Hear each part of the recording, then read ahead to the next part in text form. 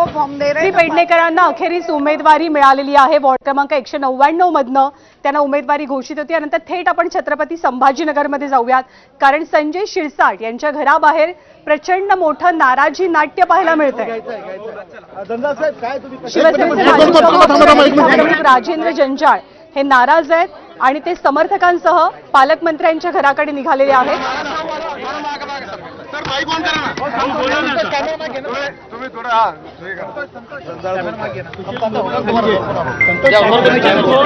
अरे धक्का नका देऊ, ऐका तुम्ही जरा। दंडाळ बोलताय सर चालू आहे ना। हे बघो म्यूट होएगा दिख रहा वो। थोड़ा पीछे पीछे सरकेंगे तो अच्छा हो जाएगा।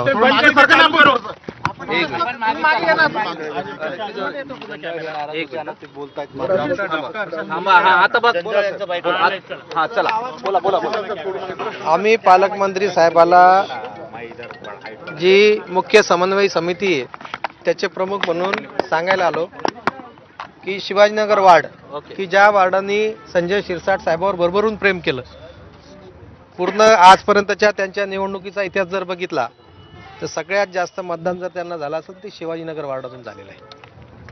आणि असं असताना सुद्धा त्या शिवाजीनगर प्रभागामध्ये फक्त एक जागा त्यांनी आपल्याला सोडण्याचा प्रस्ताव यांच्याकडे दिलेला आहे। त्याच्यानंतर 21 नंबरचा जो प्रभाग आहे त्या 21 नंबरच्या प्रभागामध्ये आपण जर बघितलं तर निवडणुकीच्या निकालाचं कोणतंही शीट काढून बघा, तिथून सुद्धा शिरसाट साहेबाला दोन्ही निवडणुकीमध्ये आणि भुमरे साहेबाला लोकसभेमध्ये भरघोस असं मतदान झालेलं आहे। मग एवढी आपली बाजू त्या ठिकाणी भक्कम असताना ते प्रभाग सोडून देणं पक्षाच्या दृष्टीनं परवडणारं नाही आहे। प्रभाग क्रमांक 22 मध्ये 2 त्यांनी दिले, तिकडं 2 आपल्याला ठेवले, काय आमचं म्हणणं नाही, काय आम्हाला हरकत नाही। परंतु या 2 प्रभागामध्ये आपले मतदार आहेत, ते सगळे मतदार बांधव या ठिकाणी आलेले आहेत आणि ते शिरसाट साहेबाला प्रश्न करणार आहे की आम्ही तुम्हाला मतदान केलं, मग आमचं चुकलं का? त्याच्यामुळं हा जो प्रस्ताव आहे हा मान्य करण्यात येऊ नये। प्रभाग क्रमांक 21 मध्ये किमान 1 जागा सोडून घ्यावी, प्रभाग क्रमांक 27 मध्ये किमान 2 ते 3 जागा सोडून घेण्यात यावा। ज्या पद्धतीने त्यांनी प्रेम असणारं त्यांचं सातारा देवळीमधले 4चे 4 प्रभाग त्यांनी घेतले, तर त्याच पद्धतीने तेवढंच प्रेम त्यांनी छत्रपती शिवाजीनगर प्रभागावर करावं, तेवढंच ते प्रेम त्यांनी विष्णुनगर प्रभागावर करावं, अशी त्यांना सांगण्यासाठी मी एकटा नाही तर वार्डातले सगळे मतदार बंधू भगिनी महिला पण मोठ्या प्रमाणात येत आहे, ते सगळेजण आलेले। पण नाराजांचं हे शक्ती प्रदर्शन म्हणायचं का? शक्ती प्रदर्शन करायला जे आहे ना त्याला वेळ लागतो। हे आता घरी जेव्हा माध्यमातून काही बातम्या बाहेर गेल्या त्यानंतर माझ्याकडे घरी आलेले लोक शक्ती प्रदर्शन करायचं ठरलं तर इथं जागा पुरणार नाही।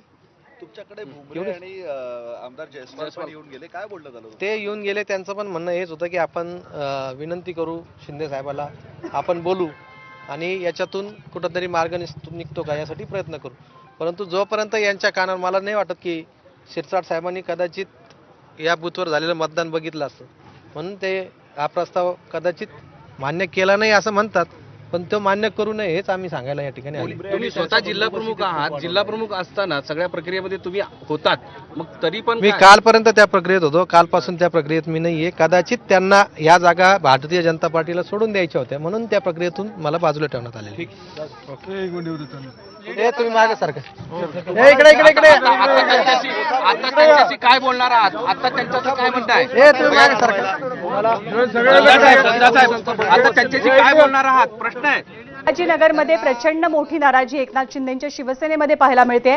राजेंद्र जंजाळ जे महानगरपालिकेचे माजी महापौर राहिलेले आहेत, आपल्या समर्थकांना तिकीट मिळत नसल्यामुळे त्यांनी या निवडणुकीतनं माघार घेण्याचं निश्चित केलंय। पुढची मोठी